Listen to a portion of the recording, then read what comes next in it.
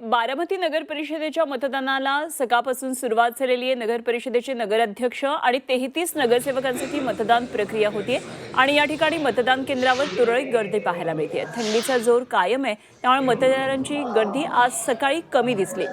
मतदान केंद्रावरून या संदर्भातला आढावा घेतलाय आमचे प्रतिनिधी जावेद मुलानी यांनी। बारामती नगर परिषदेच्या मतदानाची जी प्रक्रिया आहे ती सुरू झालेली आहे। मी सध्या बारामती शहरातील शारदा प्रांगण या ठिकाणच्या मतदान केंद्रावरती आहे। सकाळपासूनच मतदारांची आहे ती तुरळक अशी गर्दी थंडी असल्यामुळे केलेली आहे। एकूणच बारामतीमध्ये सध्या शांततेमध्ये जी आहे ती मतदानाची प्रक्रिया सुरू आहे। 1,01,992 जे मतदार आहेत बारामतीत ते आपला आज मतदानाचा हक्क बजावणार आहेत। एकूणच 41 नगरसेवक आणि 1 नगराध्यक्ष यासाठी हे जे आहे ते मतदान प्रक्रिया पार पडत आहे।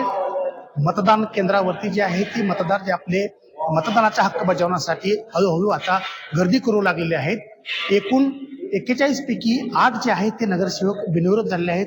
त्यामुळे 33 नगरसेवक पदासाठी जी आहे ती निवडणूक प्रक्रिया पार पडत आहे।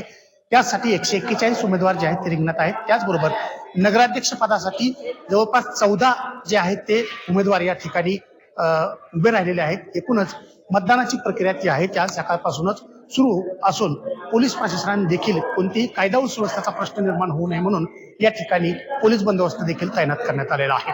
जावेद मुलानी, G24 तास, बारामती।